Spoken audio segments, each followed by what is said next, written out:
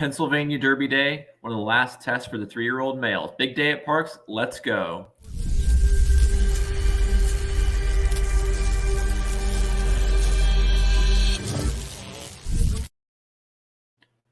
Hello, everyone. Welcome to another edition of the Pick 5 Players Show. I'm your host, Horse Guy Mike, and today we're going to be talking about the Pennsylvania Pick 5 this Saturday at Parx. They've got a big day of races. They've got the Cotillion, they've got the Gallant Bob, they've got the Grade 1 Pennsylvania Derby. Great race, great day at Parx, visiting a track I don't normally handicap at, so really excited to dive into this late Pick 5. We'll go ahead and jump in, starting with leg 1, race number 10. This is the Parx Dirt Mile, going 1 mile on the dirt for 300K. There's a horse in here I really love, and that's Gunite, number 5 horse. I almost had this horse singled, but I have 2 other singles on this card, so I did go with 2 horses here. I do like Gunite as one of the top sprinters in the league this year.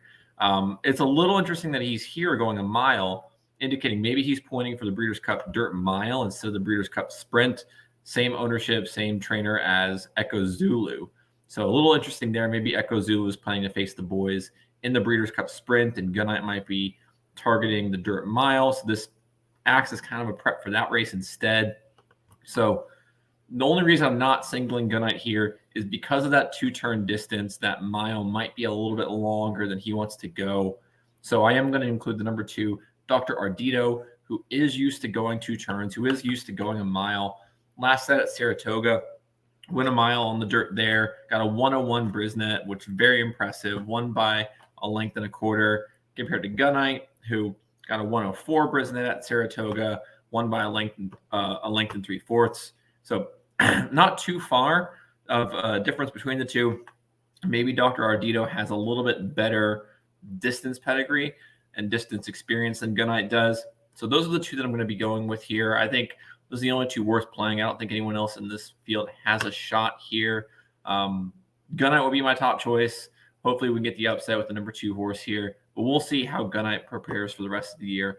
If he wins this, if he's going to target that Dirt Mile instead. Next up, we have leg 2, race number 11, the Grade 2 Gallant Bob, going 6 furlongs on the dirt for 3-year-old males.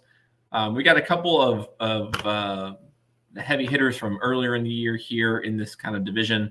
So number 4, Damon's Mound, really interesting. Won its last race at Charlestown, going 7 furlongs. It was a wet track that day.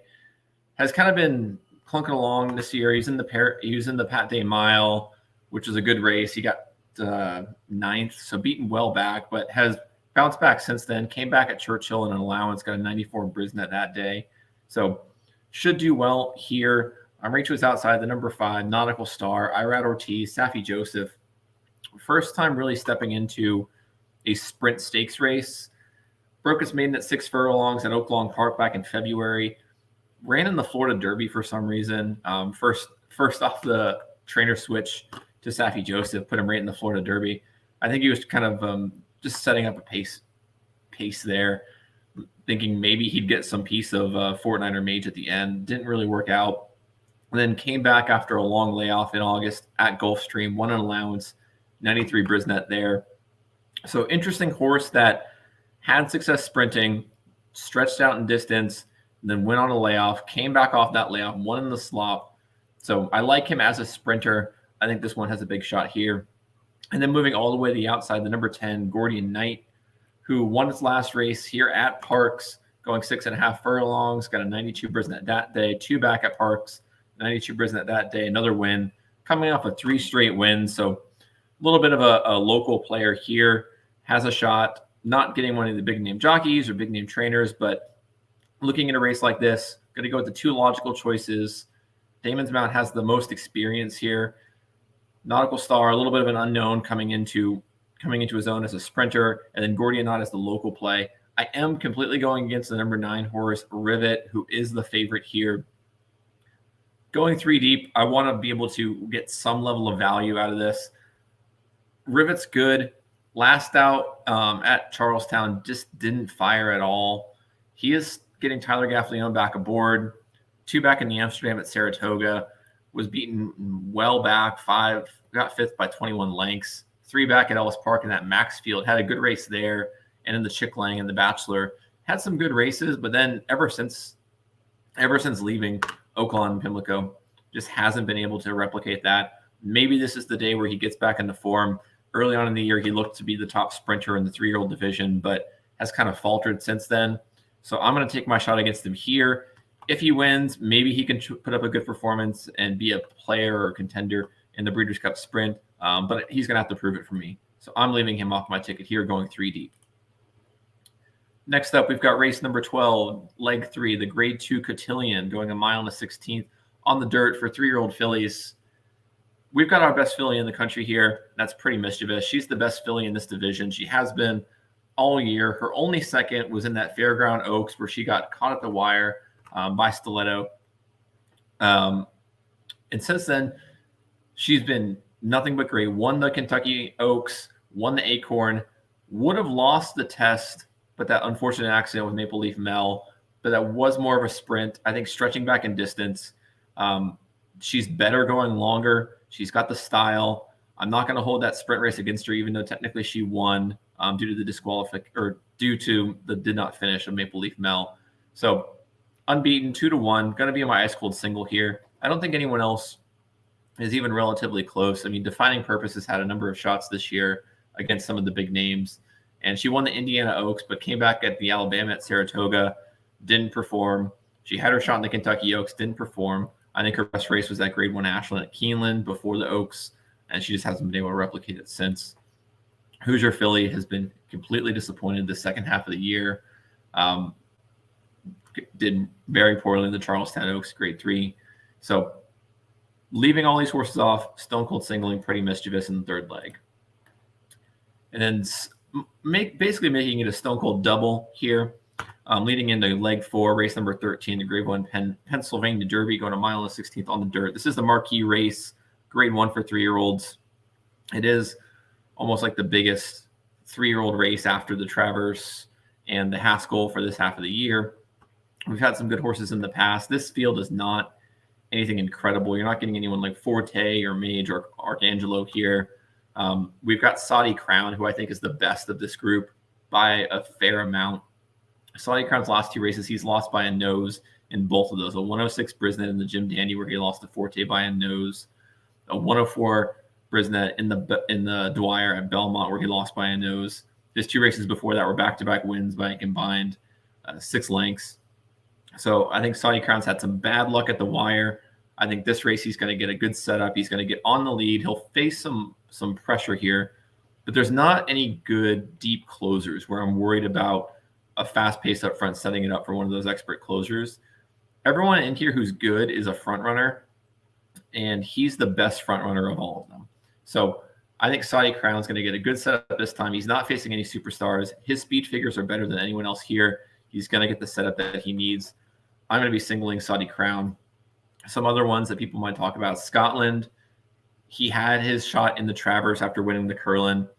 Was kind of a non-player. He was on the lead, faded all the way back to 6, beaten by 10 lengths.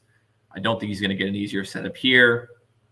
A horse like El Maricolo is kind of interesting, who last out and the Smarty Jones here at Parx, won that with a 97 Brisnet, won by 3 lengths.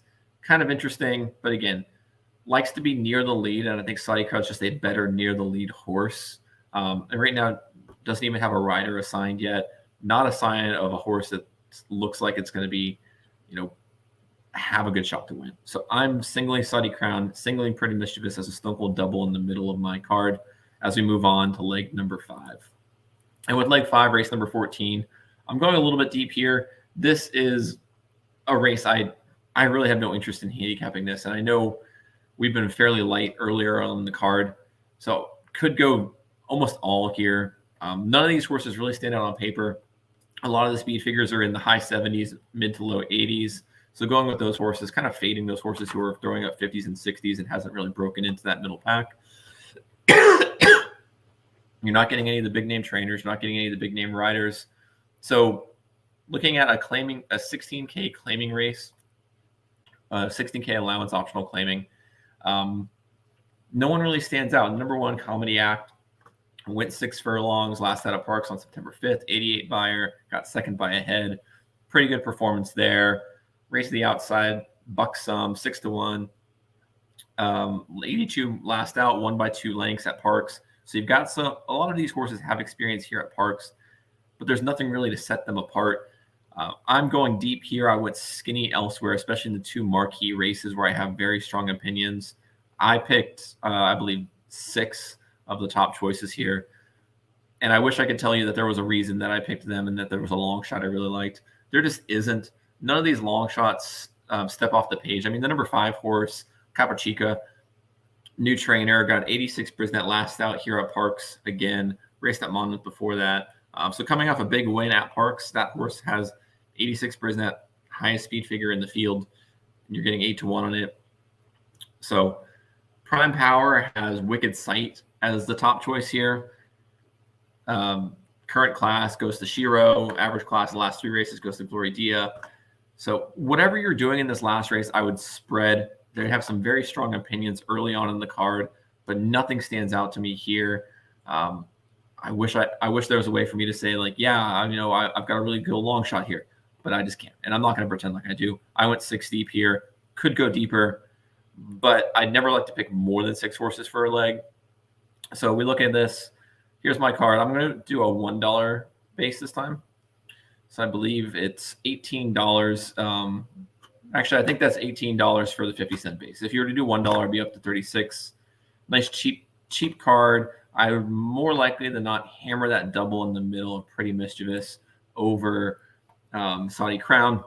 Really strong feelings about those 2 horses. I think they're going to make a big impact in the Breeders' Cup. Those are the only 2 horses besides Gunite who I think from today are going to have any impact on the Breeders' Cup moving forward. But good luck to everyone at Parx this Saturday. Follow along on Twitter at the Trust the Prophet, at Trust the Prophets. Make sure to like and subscribe on this video. And go ahead, comment below. Give me your best bet for Saturday at Parx. Love racing in Pennsylvania, and we're excited to see you at the races.